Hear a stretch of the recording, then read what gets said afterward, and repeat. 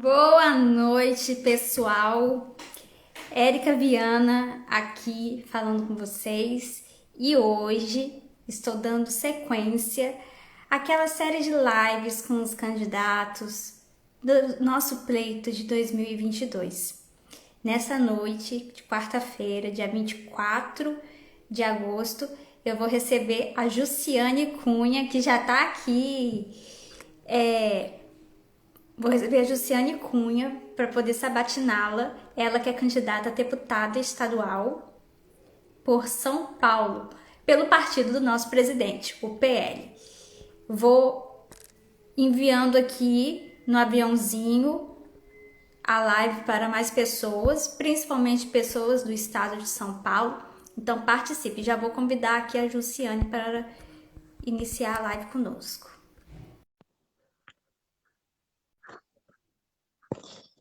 Boa noite. Deixa eu virar aqui que tá ao contrário. Tudo bem?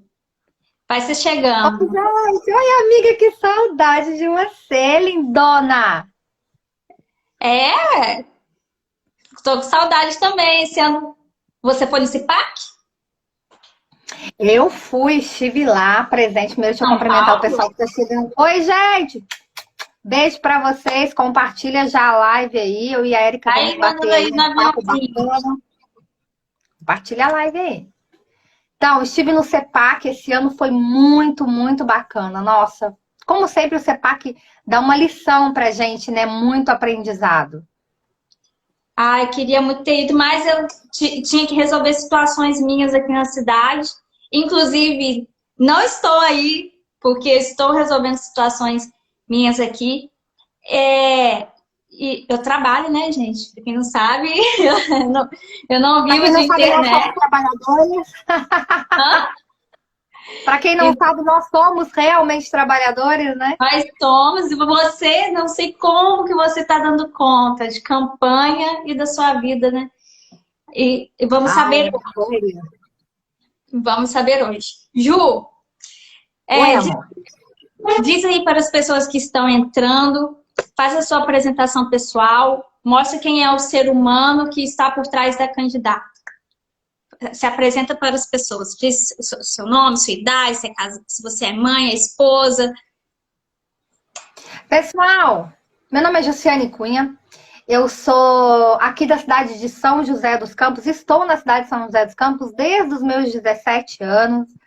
Sou esposa, sou filha, ainda não sou mãe, mas se Deus quiser, em nome de Jesus, aí um dia eu vou conseguir essa bênção divina que é ser mãe. Eu moro aqui em São José dos Campos, sou de uma cidadezinha do interior de Minas Gerais. Tem muita gente que costuma dizer para mim, Jussiane, você está colocando a Andrelândia no mapa, porque muita gente não conhece a cidade, é uma cidadezinha pequena. Eu vim, né, do interior de Minas, a minha cidade tem apenas 12 mil habitantes, a cidade em que eu nasci, que meus pais moram. E hoje eu vivo em São José dos Campos já há muitos anos, sou casada, graças a Deus sou casada. Eu costumo dizer que se eu tivesse que voltar o tempo atrás, eu me casaria novamente, porque o casamento ele dá aí para a mulher uma estrutura, ter uma parceria, ter um homem parceiro, ajuda muito, muito, muito a vida da mulher. Uhum. E você tem faculdade? Você trabalha em quê? Qual a sua Sou formada trajetória antes em da política? economia. Sou formada em Hum, economia. Sou pós-graduada em administração pública. Curso Direito, estou no 6º semestre de Direito. Na verdade, esse semestre, Érica, por essa loucura, adivinha o que eu estou fazendo? Estou parada para sair candidata, porque é muita coisa, é humanamente impossível a gente conseguir dar conta de tudo. Eu costumo dizer que quem abraça tudo não consegue fazer nada. Então, este semestre eu estou um pouquinho aqui afastada da faculdade, mas semestre que vem eu entro novamente, estou no 6º período já de Direito. E o que mais que você perguntou? você trabalha ou trabalhava em quê? Já trabalhou em quê? Pois é, o pessoal tá falando aí que eu tô com cara de cansada. Ó, Tô aqui ainda na versão rua. Faz a dancinha. Aqui, ó, versão rua ainda.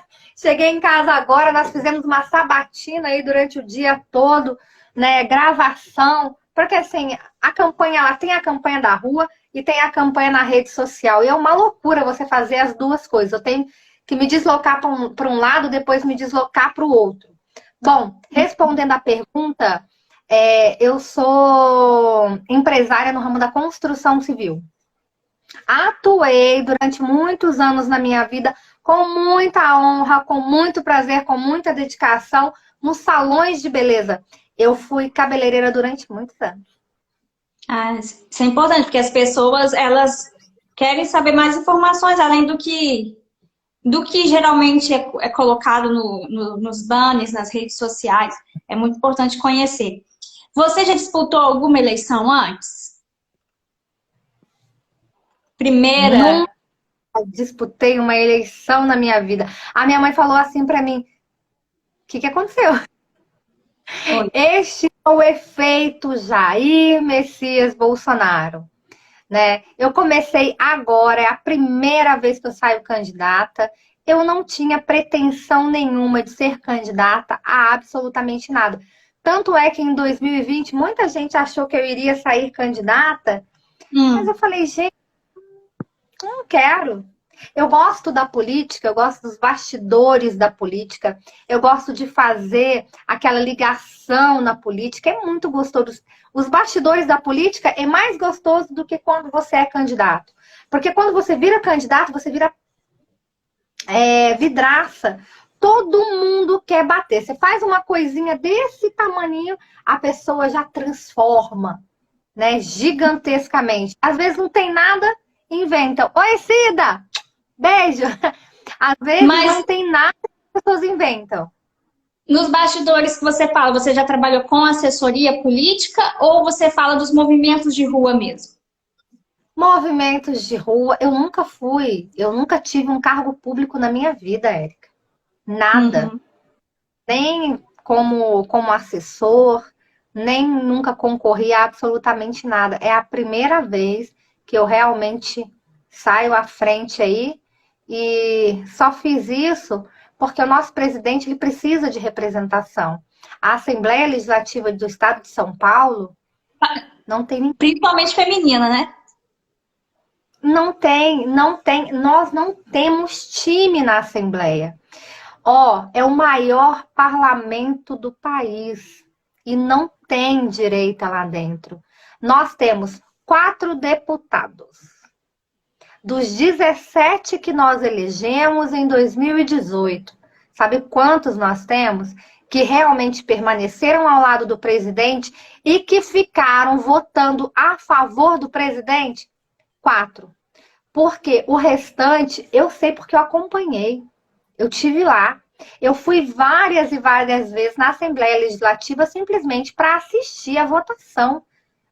E aí, o deputado que se diz Bolsonaro, que se diz de direita, que foi eleito na onda bolsonarista, Érica, votando a favor do Dória. O Dória comprou a Assembleia. Se ele está ficando louco em falar uma coisa dessa? Não, a Assembleia Legislativa foi comprada. Porque todo mundo só votava a favor do Dória. Quando eu digo comprar, eu estou querendo dizer o seguinte: olha, vota junto comigo. O Dória ia lá, conversava com todo mundo e as pessoas votavam a favor dele. Então, assim, nós não tivemos oposição ao governo Dória. E foi exatamente por não termos essa oposição do governo Dória que tudo aconteceu no estado de São Paulo. As lojas foram fechadas. O que nós vimos durante a pandemia, Érica, no estado de São Paulo, foi assim, meu Deus, uma catástrofe. Exatamente, uma ditadura, um autoritarismo, pessoas sendo presas. Sabe? Então, assim, o que a gente viveu no estado de São Paulo, e São Paulo é a locomotiva do nosso país. Aquilo que acontece em São Paulo, todos os outros estados acabam sofrendo junto. Se São Paulo vai bem, o resto do país vai bem. Se São Paulo vai mal, o resto do país vai mal. Porque é a locomotiva desse país, o Estado de São Paulo. E na Assembleia Legislativa do Estado de São Paulo, nós não temos representantes.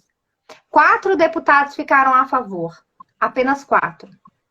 Uhum. Apenas 4 continuaram votando a favor do povo. Nós quisemos pedir o impeachment do Dória. Quem disse que o impeachment saiu da gaveta? Por quê? Porque a gente não tem time.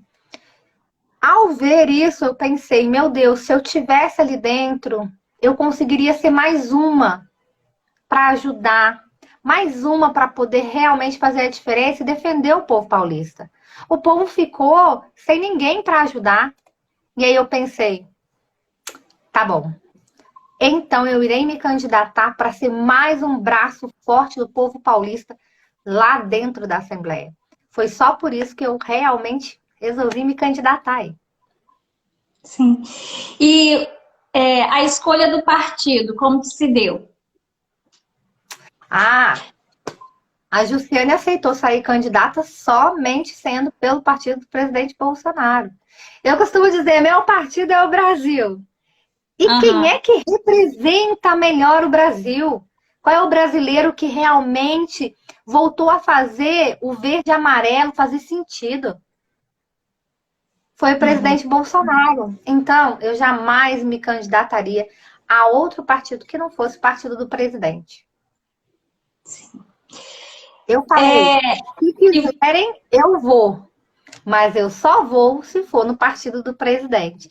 E aí, graças a Deus, eu recebi essa bênção divina na minha vida. Eduardo Bolsonaro aprovou. Capitão Derrite foi lá e defendeu a minha legenda. Isso que eu ia te perguntar, se você teve um apoio de alguém, de outra pessoa que já estava no partido, e você está fazendo dobradinha com outro candidato também? Sim. Quem pleiteou a minha legenda foi o Capitão Derrite, capitão da rota. Capitão, Deus abençoe, estamos juntos. Tanto é que nós estamos fazendo dobrada aqui em São José dos Campos. Muitas pessoas pediram para que eu viesse candidata. Eu recebi propostas. Olha, minha amiga, que se eu estivesse pensando em dinheiro, eu não estaria hoje aí junto, né, no PL. Eu estaria em outro partido, porque as propostas para que eu viesse candidata foram muito maiores. E eu falei, não, eu não aceito. E, inclusive, teve deputados do partido, do próprio PL mesmo, que falou, Jussiane, já que você vai vir para o PL, porque eu já tinha feito a minha filiação, e eu fiz a minha filiação, falei, Eduardo, eu vou me filiar no partido, e se eu tiver que sair candidata, é pelo PL, e só vou com a sua aprovação. E aí, fui lá, fiz a minha filiação, e falei, se eu tiver que sair candidata, vai ser pelo partido do presidente. E, inclusive, vários deputados do próprio PL, por eu ser mulher, realmente fica mais fácil. Então, aí eu consegui ser chamada no PL, e não foi nada assim, tipo, combinado, vamos combinar para sair. Não, nada disso. As coisas foram acontecendo e eu ganhei um prêmio, a legenda do PL, em São José dos Campos, servido para mim, que nunca tive mandato, que não estava no partido, primeiramente com Deus, porque é somente Ele que faz as coisas acontecerem na nossa vida, e depois porque sim, eu tive a ajuda de 2 deputados sensacionais aí. Isso é muito importante. Eu queria saber quais são as principais demandas, você fala muito no Vale do Paraíba, né? Quais são as principais demandas que a sua região apresenta e que você quer batalhar por elas lá na Alesp? Segurança, educação e, claro, saúde. Mas eu já venho defendendo a parte da educação durante muito tempo. Inclusive, eu fiz, né, junto com algumas amigas minhas, um projeto chamado De Olho na Cartilha, que é contra a ideologia de gênero nas escolas, né? Eu creio que o professor ele precisa voltar a ser respeitado em sala de aula, a disciplina que tinha antigamente tem que voltar dentro das salas de aula, o professor ele precisa voltar a ser respeitado, mas sem ideologia de gênero nas escolas. Então, assim, o ponto principal que eu venho defendendo é a educação e a segurança pública. Por quê? Segurança. Gente, se a gente não tiver segurança, a gente não sai de casa. Se nós não tivermos a polícia lá fora para... Quando eu falo de segurança, estou falando da segurança pública. Se nós não tivermos lá fora a polícia fazendo o trabalho dela e nos dando paz, nos protegendo, a gente não consegue fazer absolutamente nada. Então, assim, as pautas principais que eu venho defendendo aí é a segurança e a saúde pública. Sim. E quais propostas você tem para essas áreas? Você tem alguma, já em vista algum projeto, coisa do tipo? Então, nós estamos analisando alguns projetos que já foram feitos e que nós precisamos colocar em prática, porque tem muita coisa boa, mas a gente não consegue ainda aprovação para vários tipos de projetos que a gente tem aí na Assembleia Legislativa, muita coisa engavetada. Então, assim, o que a gente vai fazer é analisar tudo que está engavetado para que a gente consiga tirar isso daí do papel. Você faz parte de algum grupo, movimento? Sim, eu criei um movimento chamado Endireita Vale, que é um movimento para o Vale do Paraíba, né, que é onde eu vivo. E eu acredito que a gente precisa ter representantes em todas as, como é que eu falo? Em todas as micro-regiões do estado de São Paulo. Porque São Paulo é muito grande. A gente precisa ter representação em cada uma das regiões do estado de São Paulo. Entendeu? Então, assim, aqui na região do Vale do Paraíba, o que nós estamos fazendo é andando nas cidades, perguntando para as pessoas, vendo a demanda da população, vendo o que a população precisa para que a gente consiga colocar em prática, colocar isso no papel e ajudar verdadeiramente a população diante daquilo que eles precisam. E agora eu vou fazer algumas perguntas a respeito de pautas conservadoras. Bora lá. Vamos lá. Qual a sua posição sobre aborto, eutanásia e manipulação de embriões humanos? Aborto. Eu sou totalmente contra o aborto.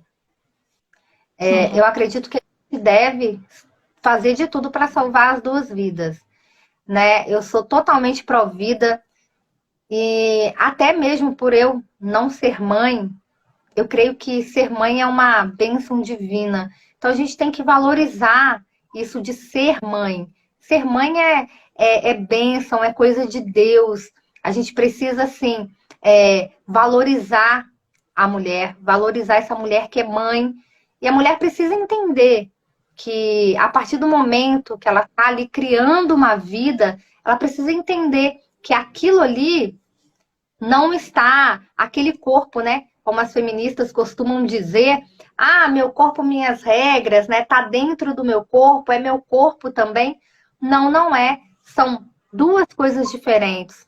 São dois corpos, são duas vidas. A partir do momento que a mulher começa a gerar uma outra vida, já é uma outra vida realmente. Então, assim, não é sair por aí tendo filhos e depois tirando, né?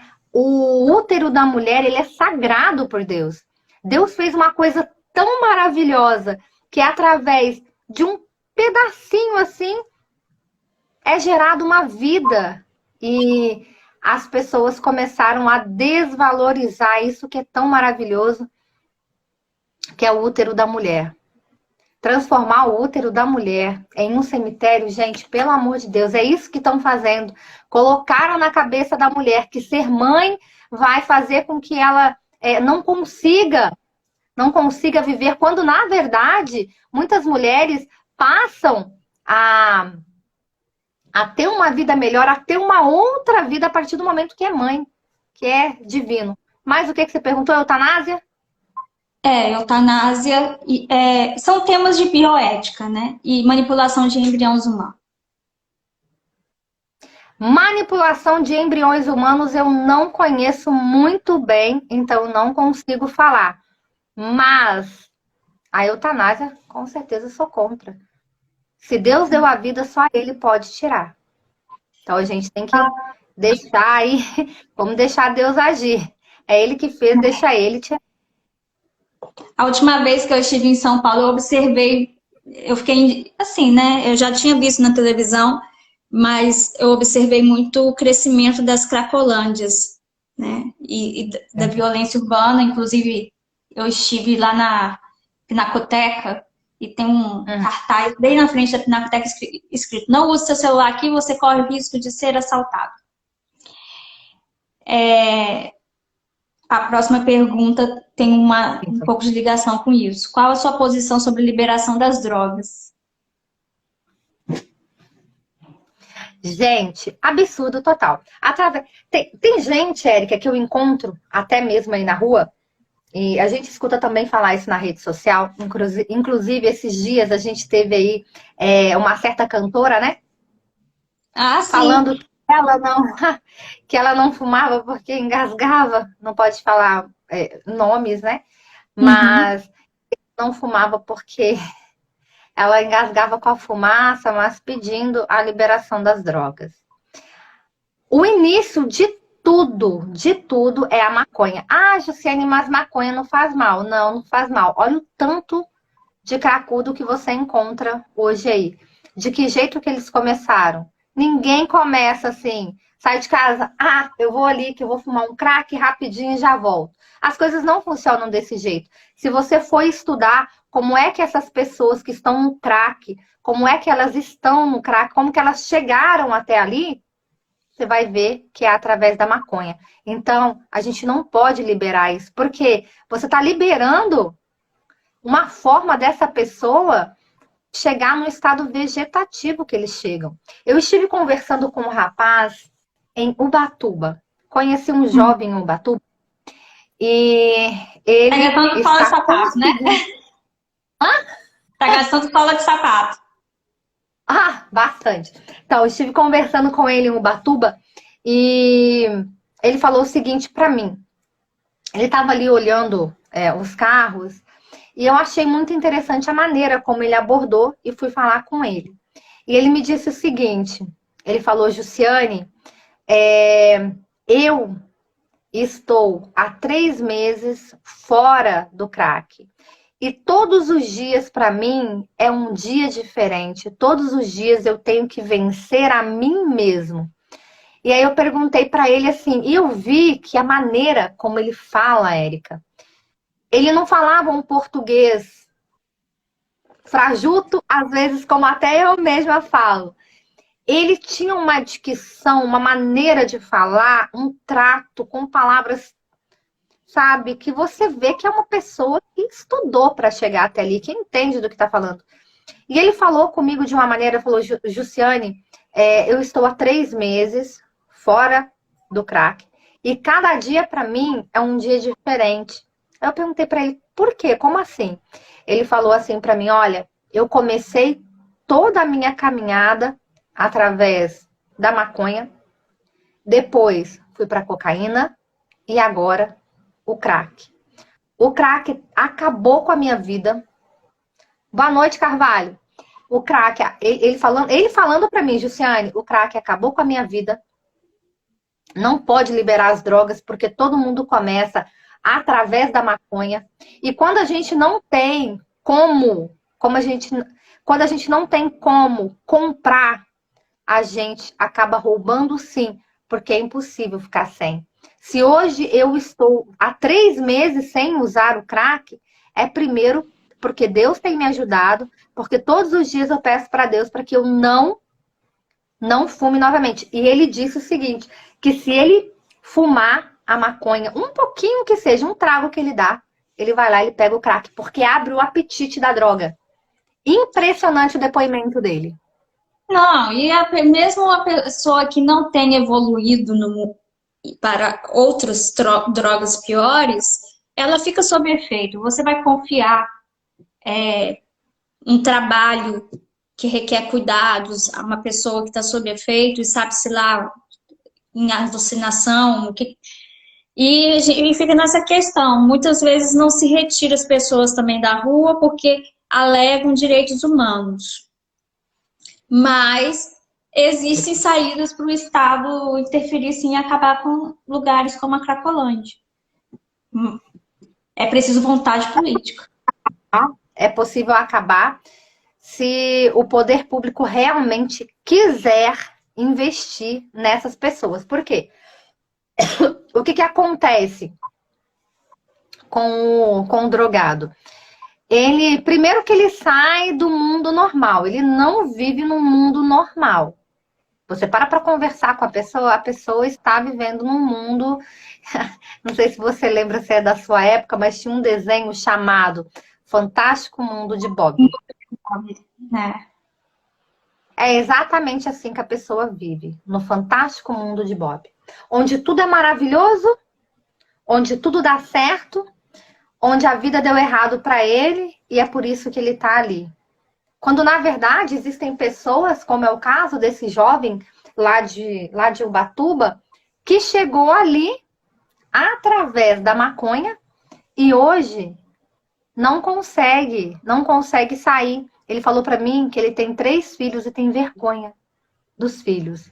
E quando ele falou para mim que ele tinha 3 filhos e que ele tinha vergonha dos filhos, e ele não consegue chegar perto dos filhos, o olho dele encheu de lágrimas e ele virou, falou: a senhora me desculpa. Virou as costas, limpou o olho e voltou a falar comigo. Ele falou: não consigo falar dos meus filhos, porque os meus filhos não gostam de mim por causa da droga. Olha aonde isso chega. Como é que alguém pode se dizer a favor disso? Pois é, mas nós temos muitos por aí falando e até barganhando voto com base nessa pauta. Até alegando que vai diminuir a violência, ou como a digníssima cantora falou, né? Ah, vai ter imposto. Como se não fosse ter contrabando. Realmente, mas realmente, isso realmente vai aumentar os impostos para o governo. Vai. Aí o que o governo tem que fazer? Gastar mais e mais dinheiro para reabilitar aquela pessoa que está lá. Por quê? Qual vai ser o caminho? Ah, vamos liberar a maconha. Beleza, tá liberado, vai todo mundo usar maconha. De maconha passa para cocaína, de cocaína passa para crack. E aí o que o governo tem que fazer? Superlotar, mais uma vez, a saúde pública, que nós já temos problemas demais na saúde, para colocar drogado que o próprio, né, porque aí vai ser o governo instigando a pessoa a usar droga, que o próprio governo vai instigar. Aí, mais uma vez, sobra para quem? Para mim que trabalho, para você que trabalha, para quem está assistindo aí que trabalha, que paga imposto em dia, sustentar quem vai lá comprar maconha. Olha que legal! Palmas para quem pensa desse... E acaba indo contra as duas pautas que você já falou aí, de saúde e de segurança. Exatamente. É uma questão de saúde pública. A gente tem que enxergar a droga como questão de saúde pública, porque eles ficam totalmente alucinados e aí a gente tem que pensar no problema da depressão. Droga dá depressão, e depressão seríssima. Quem fica longe das drogas entra em depressão no início. E a gente tem que pensar na quantidade de medicação que essas pessoas vão ganhar, que essas pessoas irão precisar. E outra coisa, como é que você vai colocar essa pessoa novamente no mercado de trabalho? São vários problemas que você cria liberando as drogas. Sim. É só parar para pensar e parar de pensar apenas no próprio umbigo que a gente vai ver que não tem condições de liberar isso. Agora vamos falar sobre armas. O que você pensa a respeito do Estatuto do Desarmamento? E se você tem alguma política pró-armas para implementar? Será que eu sou a favor? Será que eu sou a favor? Não sei. Então, gente, armas. Quando a gente fala em armas, de liberação de armas, as pessoas têm o péssimo costume de achar que a arma vai ser comprada ali na esquina. Não é dessa forma. A arma, na verdade, é uma questão de legítima defesa. Se nós formos analisar friamente, arma é uma coisa legal? Não é uma coisa legal. Matar não é uma coisa boa, não é uma coisa legal. O que Deus diz? Que só Ele dá a vida, só Ele tem o direito de tirar. Se nós formos analisar friamente. Então, quando você diz que você é contra, né, o armamento, então a gente vai ter que tirar as armas de todo mundo. E como é que nós iremos retirar as armas do bandido? Não tem como você chegar na favela e falar, olha, gente, vem aqui. Vem cá todo mundo, dá arma aqui pra titia, que a titia vai levar embora e vai acabar com isso daqui, tá bom? Bandido vai respeitar? Não, não vai. Se o bandido tem a arma para retirar a sua vida, você precisa ter arma para defender a sua vida. Aí nós estamos falando de legítima defesa, né? Que é um direito de todo cidadão. Defender a sua vida, que é o seu bem maior. A questão do armamento é simplesmente defesa. Eu preciso ter para me defender. Por quê? Se eu não tiver para me defender, o bandido vai estar lá e ele tem. E aí eu me torno uma presa fácil demais. Ainda mais para mim, que sou mulher. A mulher, ela tem sim que ter arma. Que a mulher, ela precisa, inclusive, andar armada. Porque como é que eu vou me defender de um maluco? De que maneira? Eu não tenho força para isso. Por mais que eu aprenda karatê, judô, krav maga e outras lutas afins, eu não vou conseguir me defender se o cara for muito maior que eu e souber as mesmas técnicas que eu, não vou conseguir me defender. Então, na verdade, a arma é para salvar a vida. É legítima defesa do cidadão de bem. Sim. Qual a sua posição sobre o homeschooling? Peraí. Hoje eu fiz muita gravação, gente. Minha garganta tá ruim. Minha garganta tá ruim já hoje. O homeschooling, eu acho que é uma pauta importantíssima que nós devemos pensar bastante. E se tiver um projeto de lei, inclusive, eu gostaria de apresentar esse projeto de lei na Assembleia Legislativa de São Paulo. Já é uma coisa que nós estamos estudando. Porém, o homeschooling não é para todas as famílias, porque existem famílias que conseguem realmente fazer com que o seu filho aprenda, porque a família consegue ensinar. Tem muitos pais que conseguem ficar dentro de casa para ensinar o filho, mas tem muitos pais que não conseguem fazer isso. Então, o que a gente tem que fazer? A gente precisa, sim, liberar para aqueles pais que conseguem ter em casa e fazer com que essa criança aprenda em casa. Mas tem algumas famílias, para muitas famílias, isso não é uma pauta que eles vão olhar, que eles irão olhar, entendeu? Mas eu sou a favor. Exato. E o que você pensa sobre escolas cívico-militares? Tem projeto de tentar levar alguma para alguma região aí da sua preferência? Então, na verdade, eu já... necessidade daquela comunidade de ter uma escola nesse padrão? A primeira escola cívico-militar do estado de São Paulo está aqui em Taubaté, região do Vale do Paraíba. Inclusive, eu estive junto com o Eduardo Bolsonaro, com o Gil Diniz, também com a Valéria. Eu acho complicado. Tem algumas pautas que são um pouquinho complicadas, mas dá para a gente ir adequando aí. Então, que está aqui em Taubaté, inclusive, e já demonstrou ser um excelente exemplo. Porque a criança entra de uma forma e sai de outra. Por quê? Por causa da disciplina.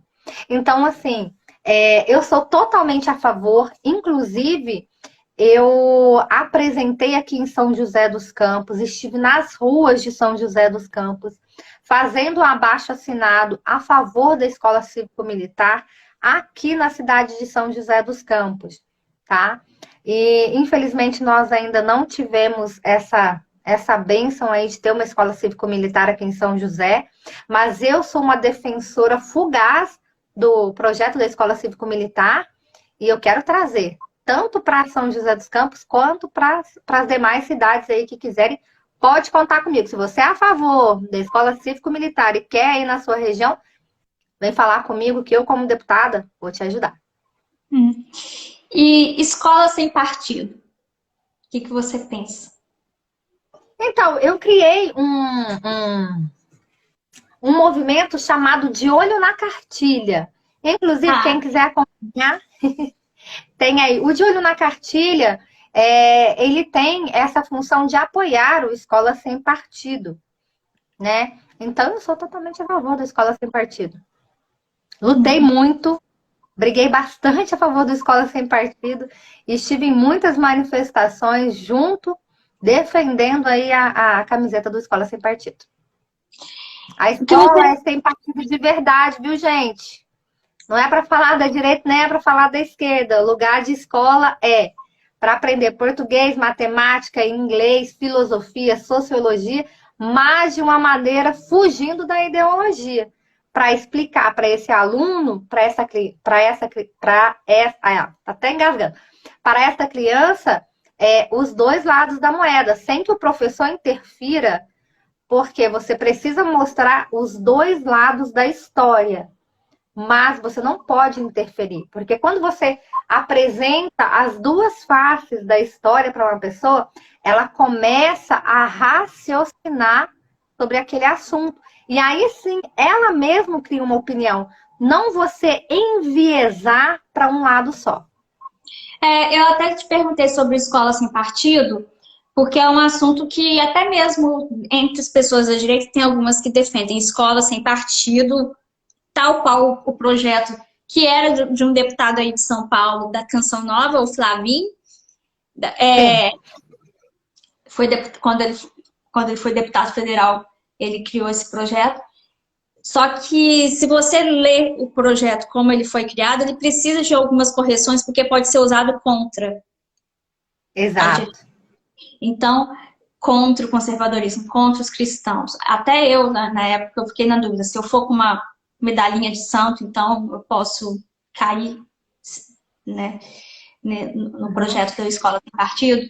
Então, ele tem algumas falhas que a gente precisa sentar e analisar, assim.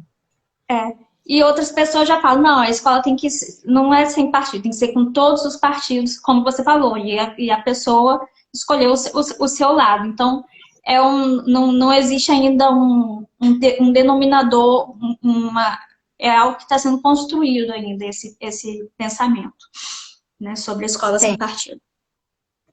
É uma ideia que precisa amadurecer mais para não ser usada contra a gente, entendeu? Exatamente assim. É por isso que eu digo, o que a gente tem que fazer assim, a criança, ela tem aquela cabecinha de que tudo que você vai plantando ali na cabecinha da criança, ela vai guardando aquilo para o futuro, né? A palavra de Deus diz, ensina a criança o caminho que deve seguir e dele ela não se desviará. O que quer dizer isso? Que você precisa ensinar a criança o que é certo e o que é errado. E isso daí é um dever da família explicar. A família é que tem que explicar, porque é a família que vai moldar essa criança. É dever de pai e mãe. Não é o dever da escola.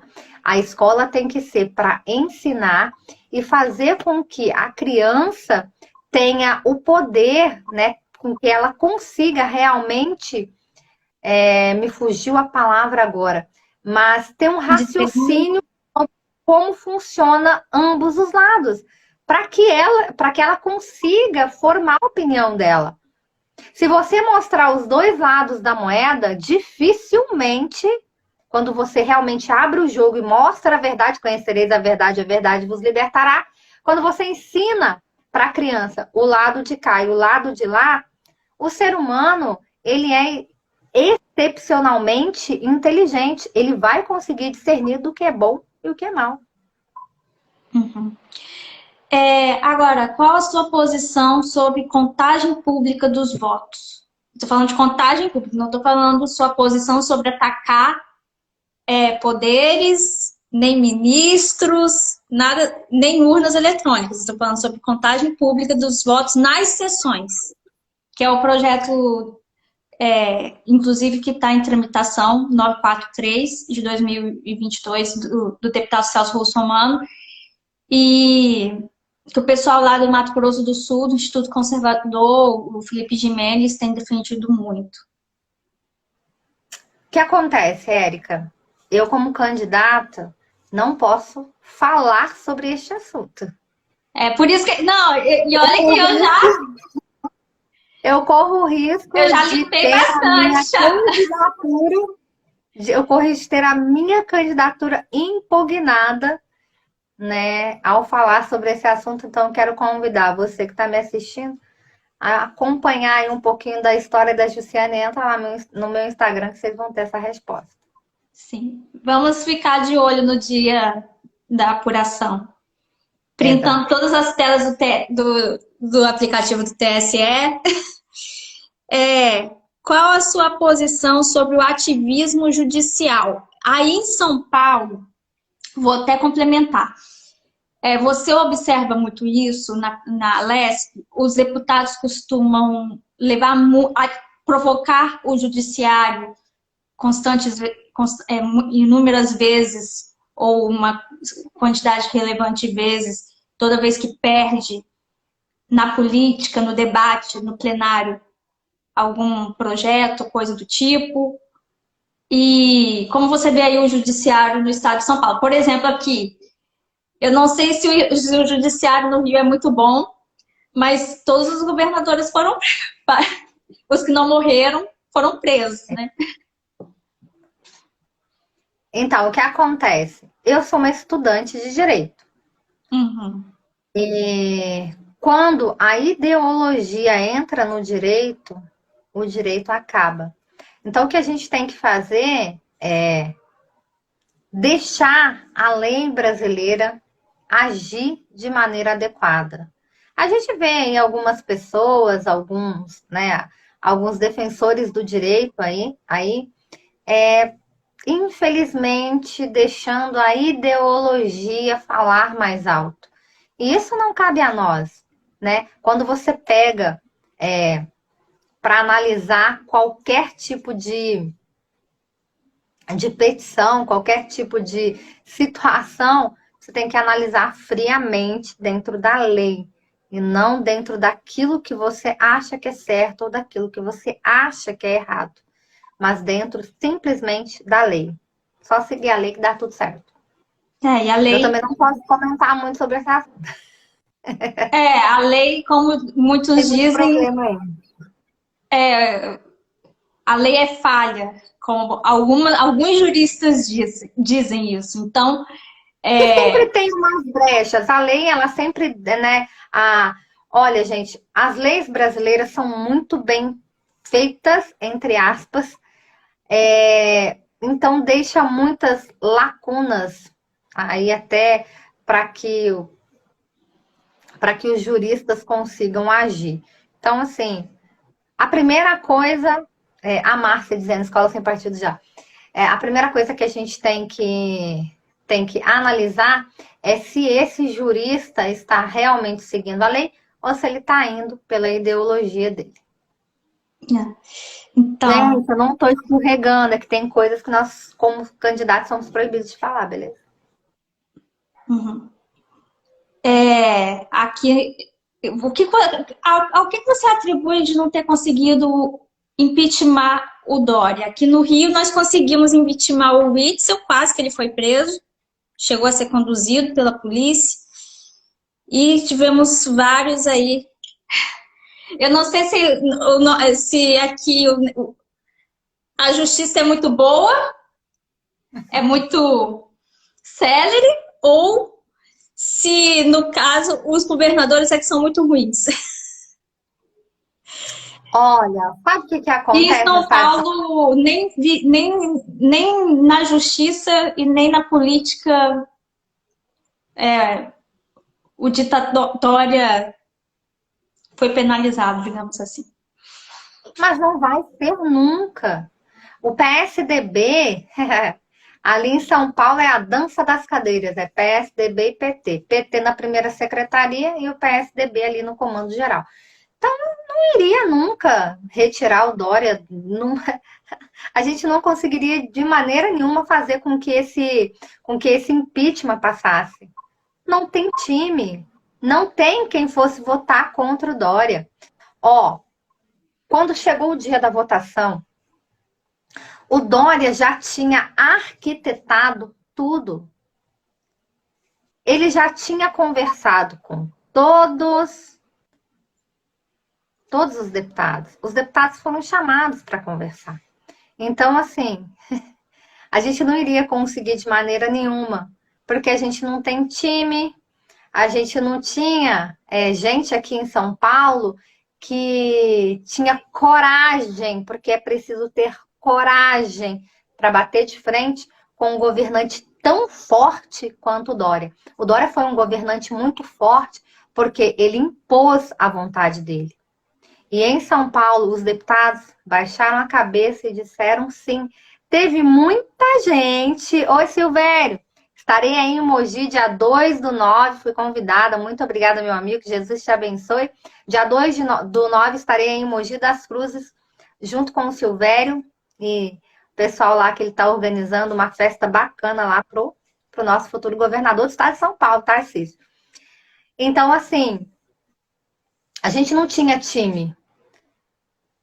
Eles ficaram com medo de votar a favor do Dória, de votar, no caso, contra o Dória. E todas as vezes que a gente foi fazer alguma coisa ali na Lesp, popular, não ação do adianta, Ministério Público. não adianta, não adianta, não adianta, não adianta. Não adianta. Se a gente não tiver time dentro da Assembleia de São Paulo, você não vai conseguir mexer em nada, porque o PSDB é muito forte no estado de São Paulo. O PSDB é muito forte. Força agora. Exatamente. Nós temos a chance de diminuir essa força agora com o Tarcísio. Tarcísio tá vindo aí forte pra caramba, mas a campanha não tá ganha. A gente precisa fazer evento, precisa pedir voto, precisa fazer com que São Paulo enxergue isso. São Paulo eu acho, assim, não conheço todos os estados do Brasil, mas é um estado muito conservador. E o estado de São Paulo, ele sempre vai escolher o PSDB se for dentre outro partido. E agora é a primeira vez que a gente tem chance de fazer com que o paulista opte por um outro modelo de governo, que é o modelo de governo do Tarcísio. E com isso, a gente vai conseguir mudar a política no estado de São Paulo.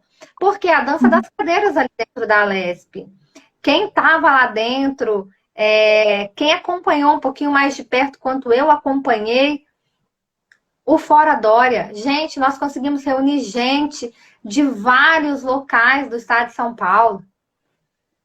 Nós não conseguimos fazer com que os deputados mudassem de opinião. Por quê? Porque já estava tudo esquematizado lá dentro. Então, se a gente não tiver um povo que realmente sai nas ruas, um povo que vai em cima para poder fazer campanha, para virar voto, para poder colocar um outro governante lá dentro, a gente corre o risco aí, infelizmente, de ter PSDB novamente em São Paulo. E olha só, nas eleições de 2022, Érica, aconteceu, de 2022 não, de 2020, quase que aconteceu uma catástrofe aqui no estado de São Paulo. Você sabe quem ficou em segundo lugar aqui em São Paulo? Não. Guilherme Boulos. Ah, sim, boa. Guilherme Boulos. Segundo lugar. Qual foi a Quando reação? terminou a campanha, eu fui para a rede social e falei, olha, gente, eu queria dizer para vocês que a partir de hoje, vocês irão ver uma nova Jussiane, uma nova visão sobre a política. Por quê? No estado de São Paulo, ter segundo turno entre PSDB, Covas e Boulos. Olha o que a gente teve que escolher. Eu tive que votar no Covas para não deixar o Boulos chegar na prefeitura de São Paulo e destruir São Paulo. Então, assim, eu falei, meu Deus, olha o absurdo e olha a força que a esquerda tem. A esquerda ela é muito forte. Se eles não fossem fortes, eles não teriam dominado o país da maneira como eles dominaram durante todos esses anos. A gente tem que abrir os olhos e começar a enxergar que a esquerda é gigante, eles sabem fazer campanha, sabem fazer política. Boa noite, Bianca. Boa noite, pessoal, que está chegando aí agora. Então, assim, a gente precisa enxergar isso. E é um risco grande para o estado de São Paulo. Então, pessoal, vocês que estão assistindo, vamos ter a responsabilidade. O que é ter responsabilidade? Assumir para si o dever de ganhar votos. Votos, tanto para o presidente Bolsonaro, quanto para o Tarcísio, porque a gente precisa virar esse jogo, chegar no segundo turno e vencer as eleições aqui no estado de São Paulo. E o astronauta para senador, você acredita que ele tenha chances? Minha amiga, quem não tem chance com um cabo eleitoral chamado Jair Messias Bolsonaro? Claro que ele tem chance e a gente já abraçou ele. Os bolsonaristas, o pessoal da direita aqui no estado de São Paulo, todo mundo já abraçou ele com muito carinho, porque, primeiro, que ele é um cara sensacional, tem uma visão brilhante, um homem estudioso, um homem que sabe trabalhar, que dá para confiar. Então, ele não só tem chance, como eu acredito que ele vai vencer, sim. Por isso que tem tanta gente brigando com ele aí. Aqui, tem alguns monarquistas assistindo. Você tem algum tipo de simpatia ou se considera monarquista? Porque a Casa Imperial fica aí em São Paulo. Então, e tem alguns monarquistas que me seguem que estão aqui assistindo. Aí eu acho que seria interessante para eles saberem se você atuaria pelo resgate histórico. Gente, eu acho a monarquia sensacional, brilhante. Se tivesse uma forma de voltar, eu voltaria com toda certeza e votaria, sim, para que nós voltássemos à monarquia. Porém, infelizmente, eu acho que neste momento é uma utopia, porque a gente não vai conseguir fazer com que mude de república para monarquia. Eu não conheço um lugar que tenha, um país que tenha mudado de república para monarquia. De monarquia para república a gente consegue. Então, apesar de ser a favor, eu acredito que a gente não consiga com que isso retorne. Sabe por quê? O principal, a gente tem aí muitos políticos envolvidos, muitos cargos muito grandes envolvidos. A gente não consegue mudar isso, não. Infelizmente. Se depender de mim, se tiver algum projeto de lei, eu voto sim. Sim. Ju, agora eu vou pedir para você fazer suas considerações finais. Fala aí de 7 de setembro também, o que vocês estão planejando. Bando! Tava tão gostoso! Mas diz aí, o que você está planejando para o 7 de setembro? Ano passado, só eu que fiz aqui em São José dos Campos. Nós começamos a fazer aí o 7 de setembro. Os ônibus que saíram aqui de São José dos Campos foram todos aí. Nós fizemos o encarte, convidando as pessoas. E do Vale do Paraíba foram 32 ônibus. E eu só fiquei sabendo disso depois. Nossa! Foram 32 ônibus, nossa, do Vale do Paraíba. Eu fiquei maluca. Nossa, meu Deus, eu quase não consegui passar em uma matéria porque eu ficava o dia inteirinho respondendo no WhatsApp. Esse dedo meu aqui, ó, chegou no final. Hã? Você é dos movimentos de rua mesmo. Eu sou ativista. Como se diz o príncipe Luiz Felipe de Orleans e Bragança, que, aliás, pessoal, o príncipe Luiz Felipe estará numa palestra comigo aqui em São José dos Campos, dia 1º. Nós temos palestra com o príncipe Luiz Felipe, então, monarquistas todos convidados para estar aqui em São José dos Campos, dia 1º. Para vocês verem que eu sou a favor da monarquia, estarei com o príncipe Luiz Felipe aqui dando uma entrevista. E nós levamos 32 ônibus para a Avenida Paulista. Esse ano, existem algumas outras pessoas que chegaram aí, ano eleitoral, as pessoas querem simplesmente aparecer. Então, tem outras pessoas aí fazendo caravana, mas nós teremos caravana também da Jussiane, a caravana oficial aqui de São José dos Campos, do Vale do Paraíba. Nós teremos ônibus para a Avenida Paulista. Estaremos na Paulista. A que hora? A partir de que horas que começa a movimentação na Paulista? A Paulista começa às 2 horas da tarde. Os ônibus aqui de São José dos Campos sairão às 8h22. 22 por quê? Propósito, né? Porque esse ano é 22. Esse 8, ano é 22. Esse ano é 22. E fala aí o seu número para as pessoas. Pessoal, ó, Jussiane Cunha, a Márcia já colocou ali, ó. Bolsonaro Raiz, parabéns, Jussiane Cunha. 22.290 é o meu número. Com muita honra, com muito prazer, defendendo aí o partido do presidente Bolsonaro em São José dos Campos. No Vale do Paraíba, sou a única mulher candidata pelo partido do presidente. Então, se você quer uma mulher para te representar na Assembleia Legislativa do Estado de São Paulo... A gente precisa de mulheres na política, isso não é feminismo. Não é. Não é. Não tem nada a ver com feminismo. Feminino que precisa de mulher para colocar a ordem na casa. A gente sempre precisa, Carla, amiga, obrigada, 22,90. O pessoal aí tá junto com a gente. Olha, a gente precisa de mulher porque a mulher coloca sua música.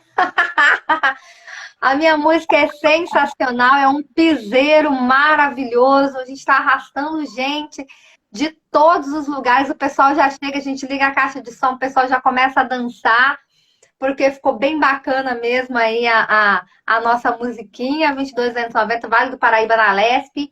Então, assim, a gente está com uma campanha enxuta, mas um povo que, olha, eles fazem a diferença, porque faz com amor, e tudo que você faz com amor, Érica, faz diferente. O pessoal que está empolgado, eles acreditam que a gente consegue. Eu fico assim, eu queria estar ali dançando.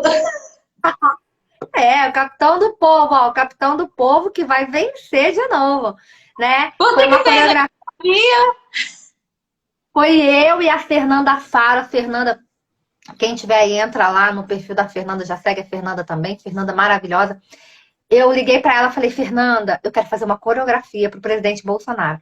Ela falou, como assim, Jussiane? Falei, que dia que a gente consegue fazer? Jussiane, como assim? Eu falei, Fernanda, a música é essa, tal. Ela, tá, então passa aí, vamos fazer.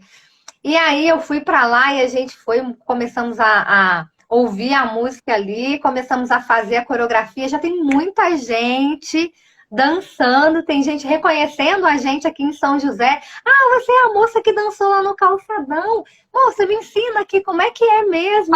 Faz um vídeo ensinando passo a passo e vai mandando nos grupos de WhatsApp, nas redes sociais, mulher. No TikTok. Ficou muito legal, ficou muito legal. Ó, tem um TikTok também, Jussiane Cunha lá no TikTok. A música do Capitão do Povo, todo mundo sabe. Capitão. Uhum. E aí a gente é o capitão do povo. Ó, que vai vencer, mas não é assim aquele... Não é isso aqui, não, que isso aqui é feminino. Que vai vencer de novo. Que vai vencer de novo. Então a gente canta e o povo adora, o povo vem atrás, dançando junto com a gente. É uma festa bem legal, bem bacana. E é assim que a gente vai levar a campanha em clima de festa para que as pessoas cheguem até a gente e para que a gente consiga levar aí o nosso presidente. E ó, Érica, a minha campanha é a única campanha que realmente está aí focada no presidente Bolsonaro. Sim. Olha, Jussiane, muito obrigada por você ter doado um pouquinho aí do seu tempo para falar, para se apresentar para as pessoas aqui nas minhas redes. Você que é de São Paulo, vai mandando para mais pessoas de São Paulo. Você que não é de São Paulo, que conhece a gente de São Paulo, vai compartilhando. E é isso, que bom que nesse ano, eu fui muito feliz, em 2018, nos critérios assim, de eliminação de candidatos, não sobrava quase partido nenhum, não sobrava quase candidato nenhum para escolher. E esse ano a gente tem tantos nomes bons, os bons estão vindo, né? Então a gente não escolheu o menos pior. Hoje a gente vai escolher, dentre os bons, os melhores. Então é uma evolução muito grande em 4 anos. Olha só, 4 anos de Bolsonaro, o que provocou, né, que explosão, que reviravolta no Brasil. Então, muito obrigada. Que homem maravilhoso, nosso presidente, de ter feito isso. Colocado de novo verde e amarelo nas ruas e ter feito aí com que pessoas se dispusessem a dedicar o seu tempo para a política, e pessoas boas, a gente precisa ocupar os espaços. Isso daí, ó. Parabéns pela sua campanha, tá muito linda de se ver. E assim, eu espero que você esteja lá na Alesp, a partir do ano que vem, trabalhando lá, né, pelo povo aí de São Paulo. E assim, muito obrigada por ter doado um pouco do seu tempo, que eu sei que tá concorridíssimo, né? Tá um pouquinho. Mas a gente sempre tem tempo para os amigos, né? A gente tem que dar esse nosso tempo aí para as pessoas que são pessoas verdadeiras, pessoas que a gente acompanha já há muito tempo, pessoas que estiveram aí na frente das batalhas pelo nosso país. E você é uma guerreira, te admiro muito, você sabe disso, pode contar comigo no que você precisar. O número do meu telefone está aqui. Diz que Jussiane, quando você precisar, e as portas do meu gabinete, que em nome de Jesus nós chegaremos lá, tá aberta para você sabe disso. Tamo junto. Tá bom, muito obrigada. Fique com Deus. Boa campanha, descansa e mete bronca. É isso aí, pessoal. Beijo grande, entra lá, Jussiane Cunha, compartilha. Beijo grande para vocês, ó, 22 anos. Beijo, amiga. Tá, beijo.